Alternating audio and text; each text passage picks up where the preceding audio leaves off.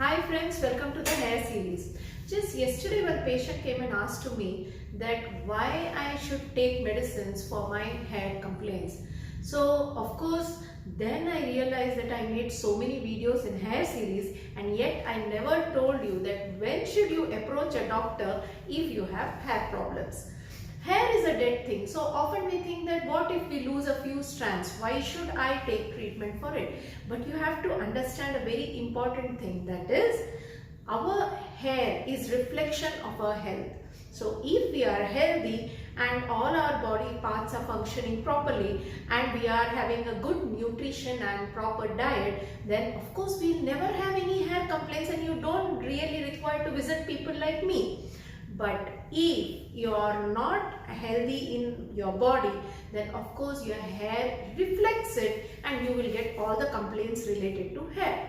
So today's video is all about when should you approach a doctor if you have complaints for your hair. Okay, so first let's go about the character of hair, like what should be an alarming thing for you if you have to think that you have to go a doctor. The first thing, if your hair, like since few months or a year, has turned up to become very coarse, that is thick, and you feel like it's so coarse, oh God, it's very difficult to comb, then it is a sign of a disease. In patients who have hypothyroidism and many other disease conditions also, they end up having coarse, thick hair. The other condition or the other character of hair which should draw your attention is that if you feel that your hair is thinning out and that you are losing hair and thinning of hair is happening and your strands are very brittle and is breaking off. Of course, thinning of hair usually happens if you have iron deficiency, anemia, again hypothyroidism and many other such conditions. So these two things usually show that it is high time to visit a doctor. The other thing about hair is like if your hair becomes very dry. The dryness of hair happens when your cuticle, which is the outermost layer of your hair, gets damaged. It can be because of over-processing, overwashing. You can see the link to my video on it and then you can understand about it. That is why the hair breaks. So dryness is one of the reasons why your hair breaks. So then again it is an alarming thing that there is something wrong in which you are doing or something wrong with your body. The other thing is like if your hair all of a sudden since few months turn up to be very oily and sticky and greasy and offensive, it can be seborrheic dermatitis, because in seborrheic dermatitis the sebaceous gland gets stimulated and more sebum is produced by your hair, and that's why the hair ends up becoming oily, sticky. At the same time you have scaling, irritation and itching of your scalp. Okay, so that is one thing. Now the next thing which you have to understand is about the hair is like if your hair falls very severely, like 100 strands a day is quite normal, but if you are finding your hair everywhere in your house, on the floor, on your pillow, in your bathroom, then it's high time that you knock our doors. That is, if the hair fall is severe, that means there is something wrong with your body because of which you are losing your hair. It can be because of wide range of diseases that you have this problem.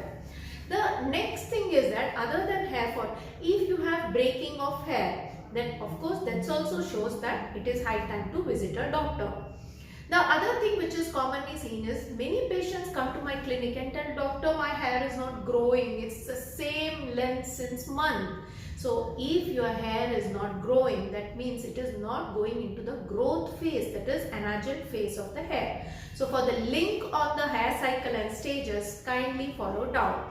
So if your hair is not properly going into growth cycle, that shows there's something wrong with your body and your hair, that is you have to visit the doctor. So if it's not growing, again the same thing, that visit us. The other thing is if you take your hair and you see down and you have got lot of split ends, that shows that might be one of the reasons that it's not growing, and again it's some form of disease which is expressed by the body in the form of hair. Like hypothyroidism or malnutrition, anorexia, bulimia nervosa, or many such conditions which lead to hair fall and breaking and split ends of hair. even trichorexis nodosa. So these are the conditions which you have to be careful about. Then the next thing is, what are the scalp conditions which lead to your problems? That is, if you have, see, the most common thing I see in my clinic is that many patients come and told me that doctor, I have got dandruff. So anything with scaling on the scalp, patients usually consider it as dandruff. Believe me, it's not so. So scaling, if you have on your scalp, it can be okay. Of course, you told right, dandruff, but it can also be psoriasis or seborrheic dermatitis too. Now psoriasis, how do you understand the difference? Okay, so if your scalp is very dry and you scratch your scalp, of course it comes out in the form of powder. But if it is thick scales, then it is not because of dryness of scalp. Then it means that you have either dandruff, fungal infection, or you have psoriasis and seborrheic dermatitis. In psoriasis, the cells proliferate at a very high speed, because of which we have scaling. You will have certain places where you will see scaling. When you peel off the scaling, again the scaling forms again. And when you peel it off, you can see blood spots, which is characteristic of psoriasis.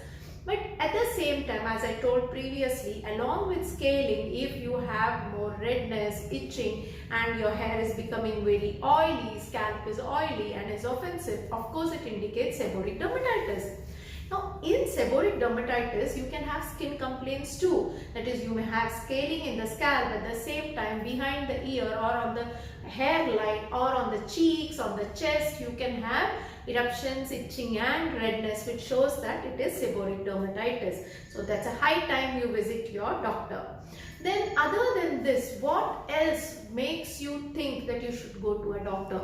Like nowadays, if you see people losing hair or going bald, then it's most commonly told that of course you are aging, so you don't require to go to a doctor. Believe me, it does not work that way. Baldness or male pattern baldness or female pattern baldness, both a form of disease called as androgenetic alopecia. In androgenetic alopecia, what usually happens is that patient has got high level of free testosterone in the blood. Now this free testosterone, with the help of 5-alpha reductase enzyme, which is usually found high in such patients, it converts the free testosterone into dihydrotestosterone or DHT. Now this DHT affects your follicles or the receptor of your follicles, and the follicles from where the hair grows or the root of the hair gets miniaturized, and at the same time your hair does not go into the anagen phase, that is growth phase. So what is the problem? You lose lot of hair, at the same time the new ones don't come. So that is the problem with androgenetic alopecia. So in men, the androgenetic alopecia or male pattern baldness is expressed as they will have hairline receding on these two sides. So it look like a M-shaped pattern, and gradually they lose hair here and then they lose hair here, and they may at the end it may all coalesce. Now it is depending, there is staging of this androgenetic alopecia.